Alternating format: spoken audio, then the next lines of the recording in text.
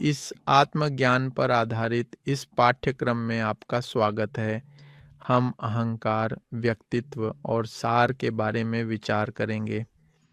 इस व्याख्यान का मुख्य उद्देश्य यह है कि हम विस्तार से सीखें कि कब हमारा अहंकार सक्रिय होता है, कब हमारा व्यक्तित्व सक्रिय होता है और कब हमारा सार सक्रिय होता है।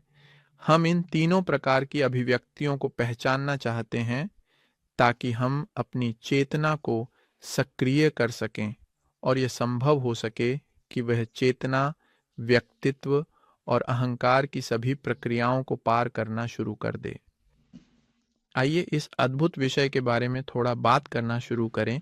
3 प्रकार के कृत्य होते हैं: अहंकार के कृत्य, व्यक्तित्व के कृत्य और सचेत कृत्य होते हैं।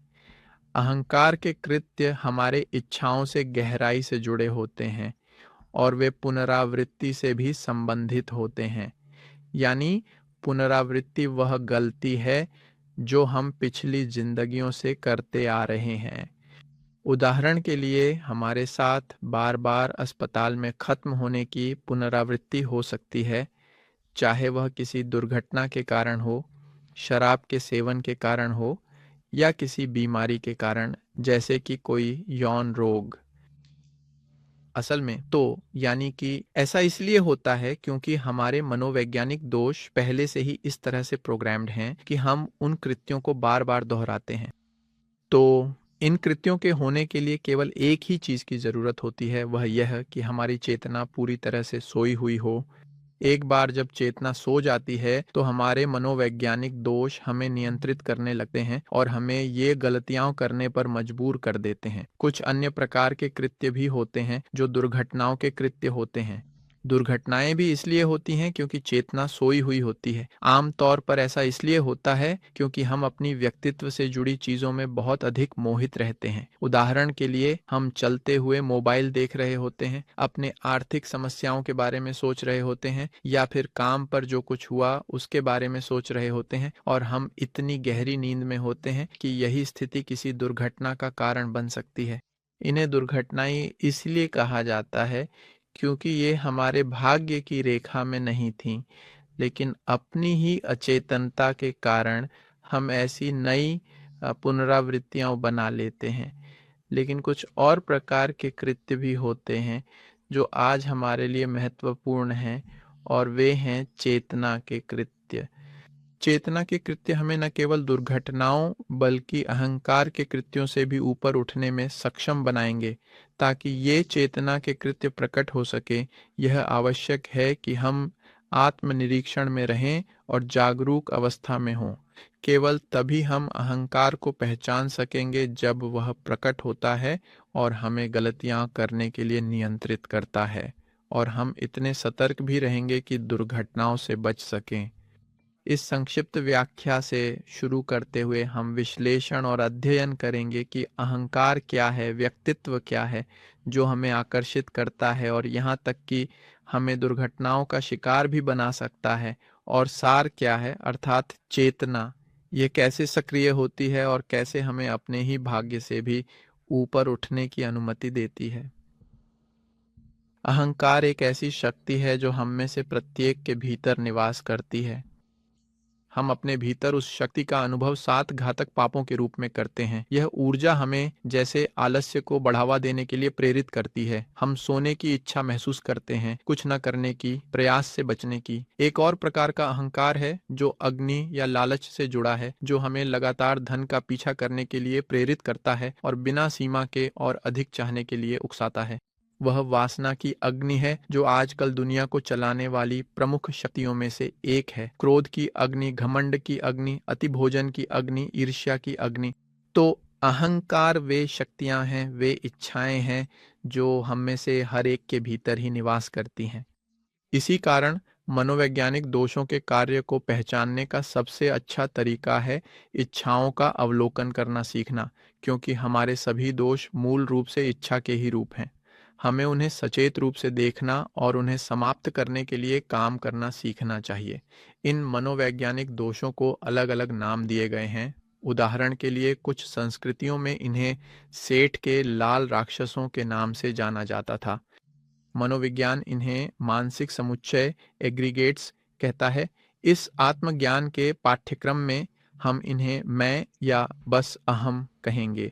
दुनिया भर में इन्हें अलग अलग नाम और पर्यायवाची मिले हैं, लेकिन वास्तव में हमें यह समझने में रुचि होनी चाहिए कि ये अस्तित्व के कौन से रूप हैं जो हमारे भीतर रहते हैं और जिन्हें हम समाप्त कर सकते हैं।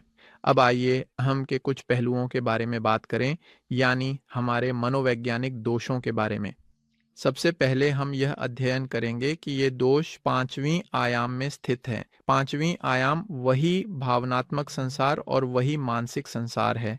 इसी कारण जब हम उदाहरण के लिए उदासी का अनुभव करते हैं तो हम उसे भावनात्मक स्तर पर महसूस कर सकते हैं और यहाँ तक कि उसी उदासी से सोच भी सकते हैं। संभव है कि तीसरी आयाम में हम खुशी का मुखौटा पहन लें मुस्कान के साथ, लेकिन आंतरिक संसारों में मानसिक और भावनात्मक हम उस स्थिति के कारण, उस आत्म धोखे के कारण पीड़ा में हों। हमें तो रोने तक का मन करता है, लेकिन लोग इसे समझ नहीं पाते। क्यों? क्योंकि यह सब पांचवीं आयाम में मानसिक और भावनात्मक संसार में कंपन करता है। ये दोष करोड़ों साल पहले बनाए गए थे और इन्हें व्यभिचार के माध्यम से उत्पन्न किया गया था। जब कोई व्यक्ति चरमोत्कर्ष या स्खलन तक पहुंचता है तो आत्मा के 7 गुण धीरे धीरे गिर जाते हैं और अंततः वे पहले बताए गए 7 घातक पापों में बदल जाते हैं।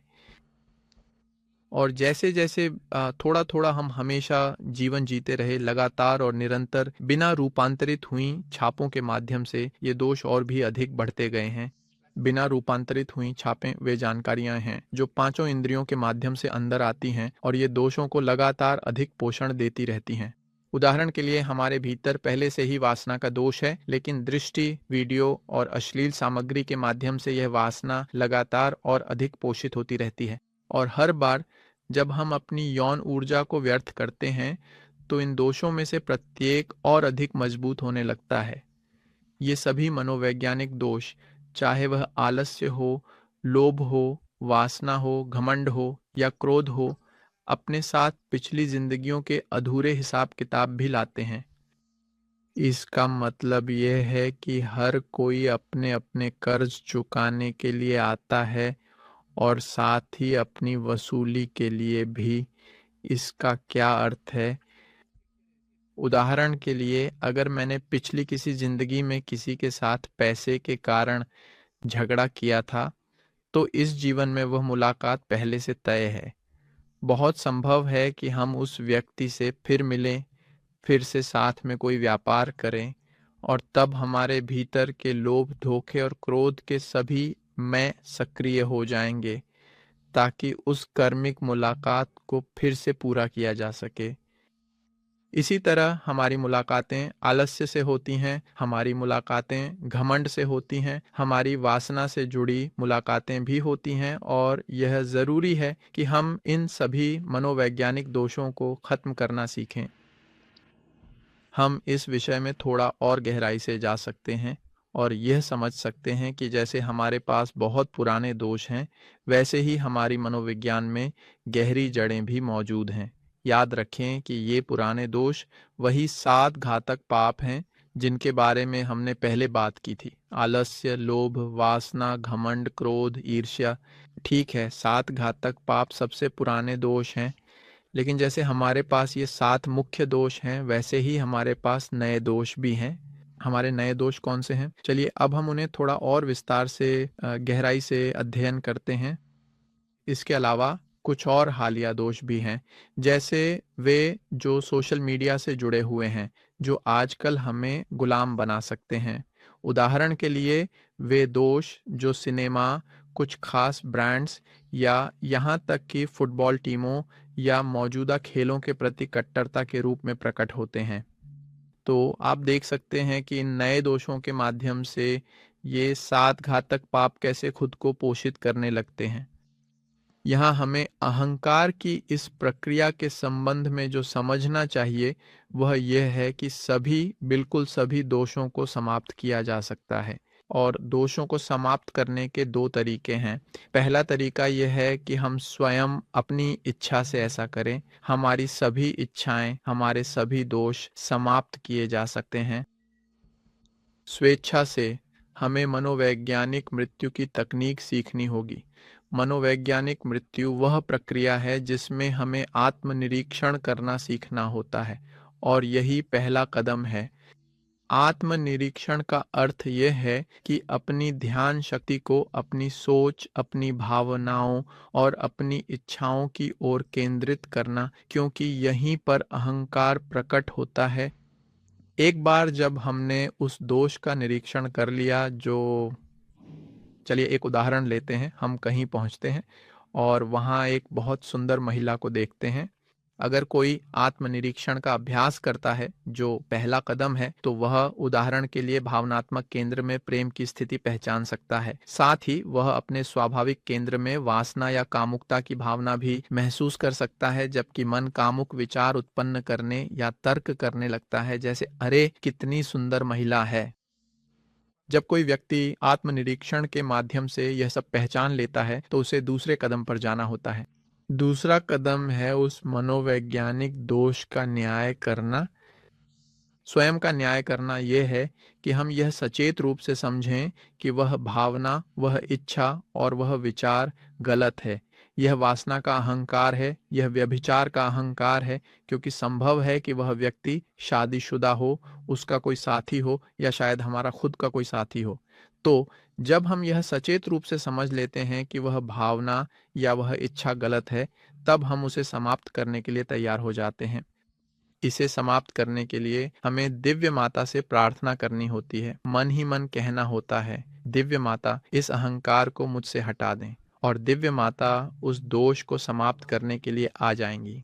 जब हम किसी दोष को समाप्त कर देते हैं, तो हम उस सार को वापस पा लेते हैं जो उसमें फंसा हुआ था। वह सार, जिसके बारे में हम आगे और बात करेंगे, प्रकाश और अग्नि से भरा होता है। प्रकाश ज्ञान का प्रतीक है। इस मामले में हम व्यभिचार, वासना और अग्नि के बारे में ज्ञान प्राप्त करना शुरू कर देंगे।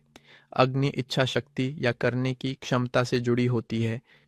यदि आप मनोवैज्ञानिक मृत्यु तकनीकों में गहराई जाना चाहते हैं, तो पाठ्यक्रम में हम इन प्रथाओं की मुख्य बातें सीखेंगे। मनोवैज्ञानिक मृत्यु, क्षण क्षण में मृत्यु और चिंतनशील मृत्यु। यदि हम इस तरीके से दोषों को समाप्त नहीं करते, क्योंकि इसी तरह हम आलस्य के साथ भी कर सकते हैं, हम इसे लोभ, डर और लगाव के साथ भी कर सकते हैं। यदि हम अपने सभी दोषों को समाप्त करना शुरू कर देते हैं, तो हम अपनी पूरी सार को पुनः प्राप्त करते जाएंगे। यही उद्देश्य है। लेकिन यदि हम इसे इस तरह नहीं करते, तो उन 108 जीवनों के अंत में जो हमें अहंकार को समाप्त करने के लिए दी गई हैं, और यदि इस समय के भीतर अहंकार समाप्त नहीं हुआ, तो हमें अधो आयामों में उतरना पड़ेगा, जिन्हें दांते के चक्रों के नाम से भी जाना जाता है, जिनके बारे में हमने 9वीं व्याख्यान में बात की थी। हर दोष को अपने ही नियम के अनुसार मरना होगा। दुर्भाग्यवश जब हम इस अत्यंत पीड़ादायक प्रक्रिया से गुजरते हैं, जो कि स्वयं नरक है, तो वह सारी सार या सारी बुद्धि जो अहंकार में फंसी हुई थी, खो जाती है। तो यही है जो हम अहंकार के संबंध में बात करने जा रहे हैं। अब आइए थोड़ा अध्ययन करें कि व्यक्तित्व क्या है। व्यक्तित्व आखिर है क्या? अक्सर हम व्यक्तित्व को अपनी चेतना के साथ भ्रमित कर बैठते हैं।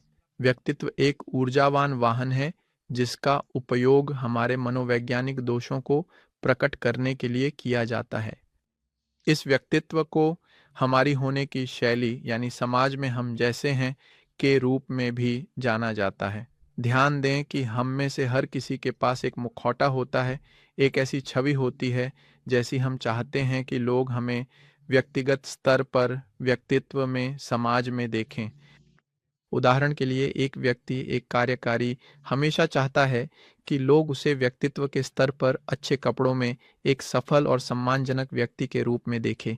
तो यही उसका व्यक्तित्व है, वही मुखौटा है जो वह दूसरों के सामने लगाता है, वही छवि है जिसमें वह चाहता है कि समाज उसे याद रखे। एक चीज है मुखौटा, यानी होने का तरीका, पसंद नापसंद, बाहरी व्यक्तित्व, और दूसरी बिल्कुल अलग चीज है अहंकार। कोई व्यक्ति अपने पहनावे में बहुत ही व्यवस्थित और साफ सुथरा दिख सकता है, लेकिन निजी जीवन में ऐसे मनोवैज्ञानिक दोष प्रकट हो सकते हैं जिन्हें वह किसी को दिखाना नहीं चाहता, या जो केवल उन लोगों के सामने सामने आते हैं जिन पर वह भरोसा करता है। तो वही है व्यक्तित्व, वही बाहरी रूप, वही मुखौटा जो कई बार अच्छे दोषों से भी बना होता है या फिर थोड़ा-सा अलग भी हो सकता है कभी-कभी। लेकिन खैर, दरअसल हम कह सकते हैं कि यह ज़रूरी है कि हम उस व्यक्तित्व का थोड़ा अध्ययन करें, क्योंकि वह व्यक्तित्व चेतना नहीं है। जब हम छोटे होते हैं तो हमारे पास कोई व्यक्तित्व नहीं होता। जैसे ही हम पैदा होते हैं, हमारा 3% हमारे भीतर ही होता है और अहंकार अंदर नहीं आ सकता। कारण ये है कि अगर व्यक्तित्व का निर्माण नहीं होता, तो हमारे मनोवैज्ञानिक दोष मानव मशीन में प्रवेश नहीं कर सकते।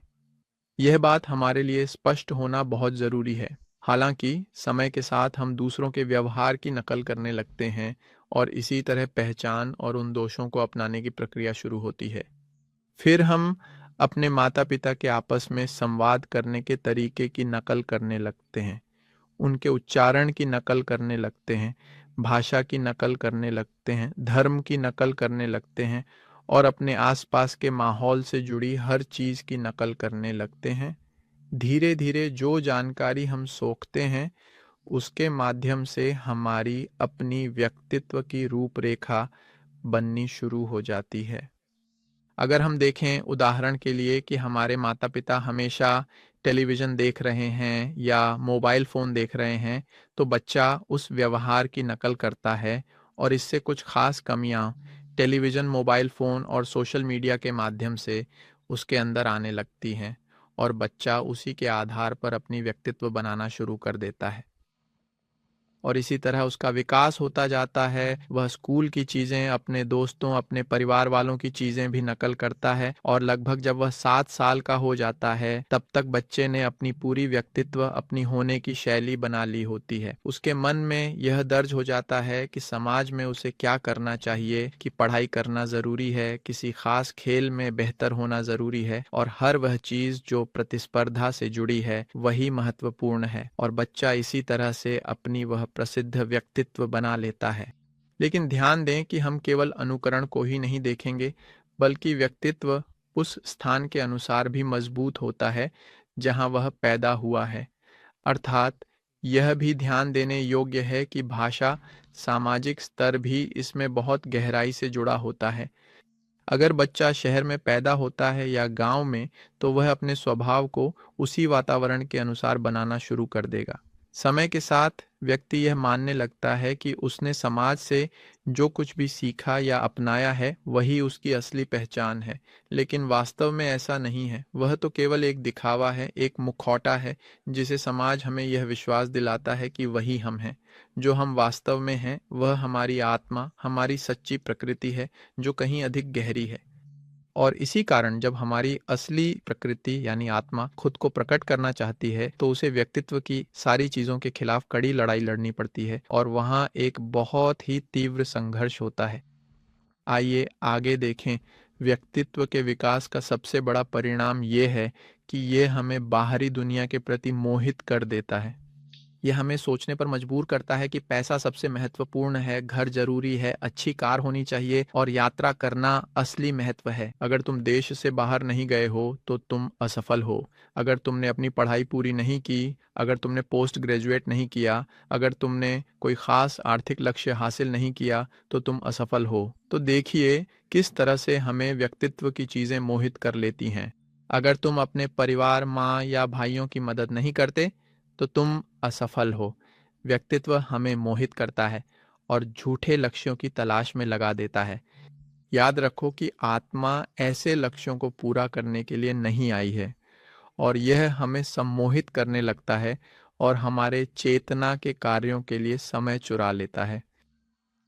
अगर हम इस व्यक्तित्व का अवलोकन करना शुरू करें, तो हम पाएंगे कि व्यक्तित्व के मुख्य रूप से दो प्रकार होते हैं।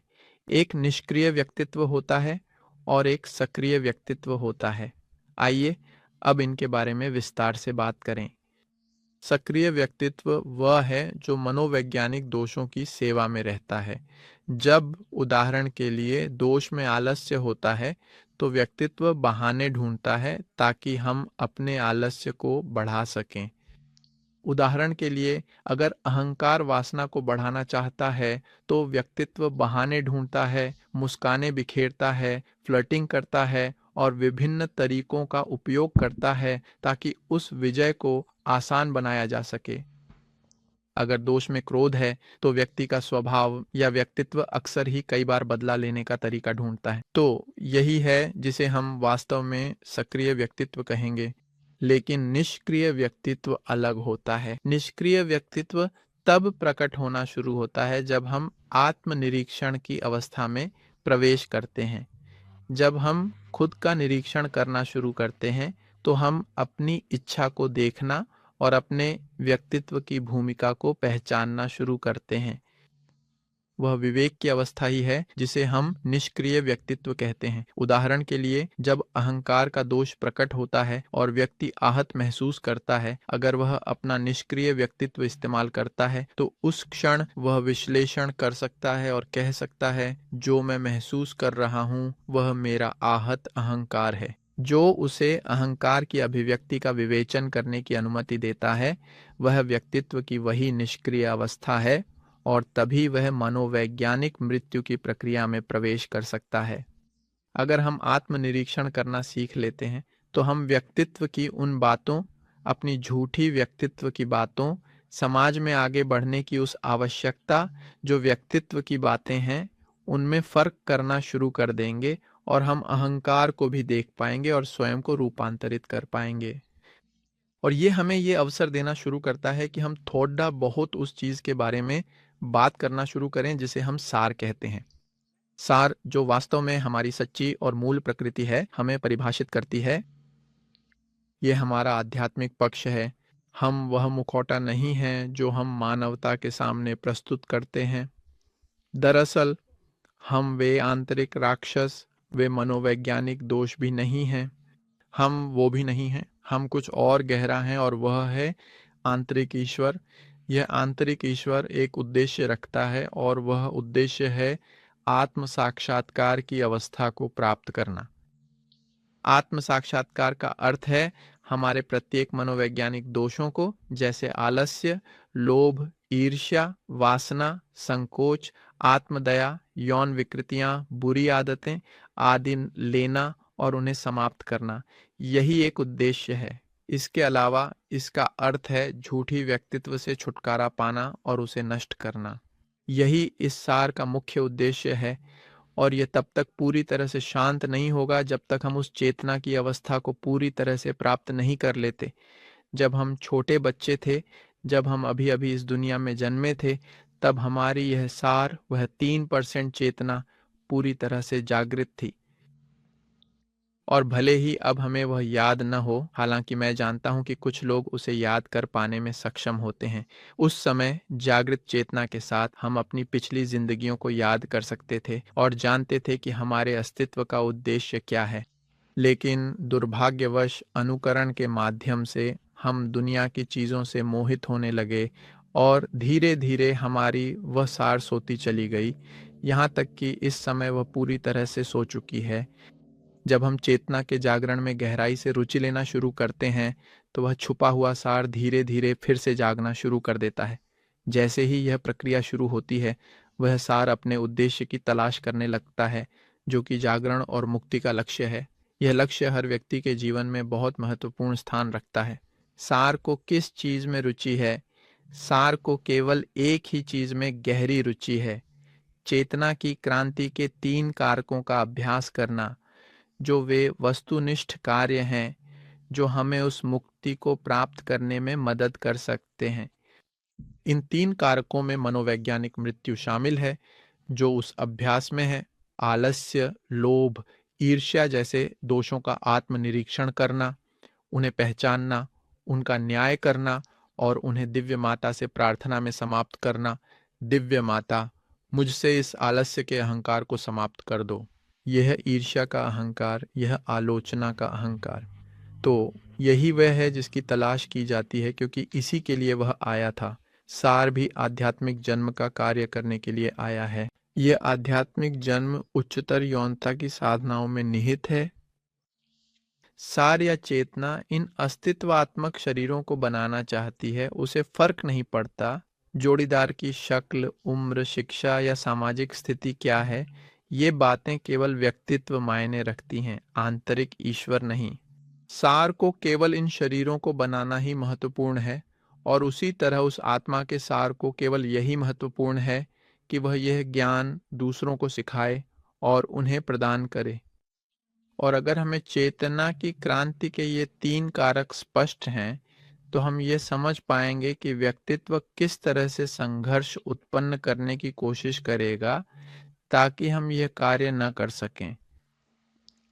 सच कहें तो असल में व्यक्तित्व कभी भी नहीं चाहेगा कि हम अपना सिर झुकाएं ताकि हम अहंकार को हरा सकें। वह बिल्कुल भी नहीं चाहेगा कि हम लोभ पर काम करें।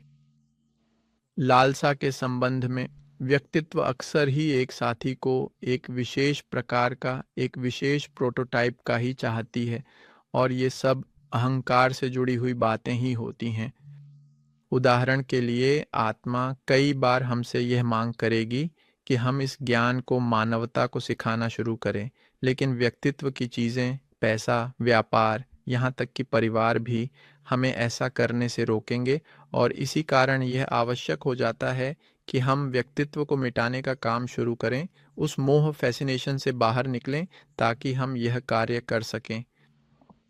अंत में आइए देखें कि अलग अलग उदाहरणों में कब अहंकार प्रकट होता है, कब व्यक्तित्व प्रकट होता है, और कब सार या आत्मा प्रकट होती है।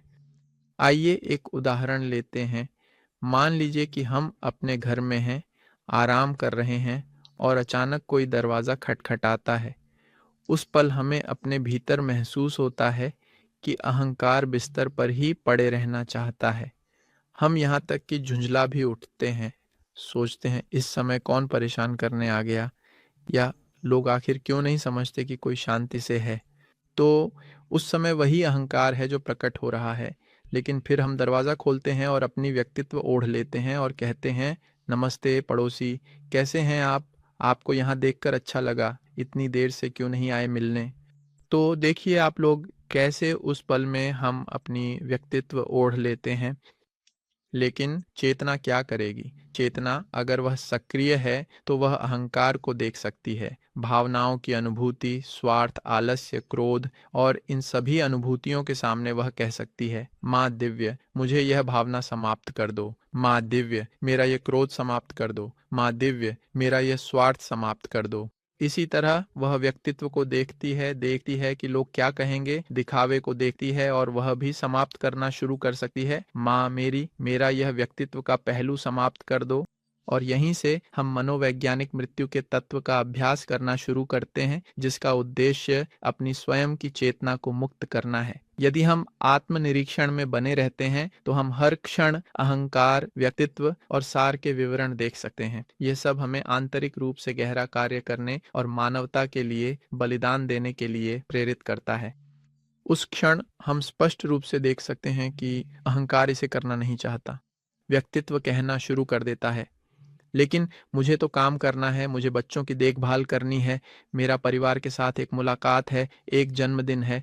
लेकिन मानवता के लिए बलिदान की तलाश में सार उस इच्छा को देखता है जो नहीं चाहता, व्यक्तित्व की बातों को देखता है और उन्हें पार कर जाता है और मानवता के लिए बलिदान के कार्य करता है। इन विषयों को समझना हमारी चेतना को जागृत करने और मैट्रिक्स से बाहर निकलने के लिए जरूरी है, व्यक्तित्व की चीजों के आकर्षण से बाहर आने में। मैं आपको इस छोटी सी पंक्ति के साथ छोड़ता हूँ। हमें विचारशील बनना चाहिए और हर कार्य में अंतर करना सीखना चाहिए। साथ ही हर आंतरिक अभिनेता की पहचान करनी चाहिए, यानी हमारे भीतर प्रकट होने वाले हर मनोवैज्ञानिक दोष को पहचानना चाहिए। यह समझना कि वह अहंकार किस क्षण प्रकट होता है, किस क्षण व्यक्तित्व हमारी चेतना को प्रकट होने से रोकता है, और इस तरह हम आगे बढ़ सकते हैं। हमारे साथ इस क्षण तक बने रहने के लिए आप सभी का बहुत बहुत धन्यवाद।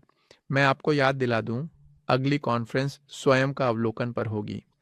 यह विषय को और गहराई से समझने के लिए बहुत महत्वपूर्ण होने वाला है, और साथ ही मैं आपको हमारी सोशल मीडिया प्रोफाइल्स भी देना चाहता हूं, ताकि अगर आप कभी भी हमसे संपर्क करना चाहें तो कर सकें।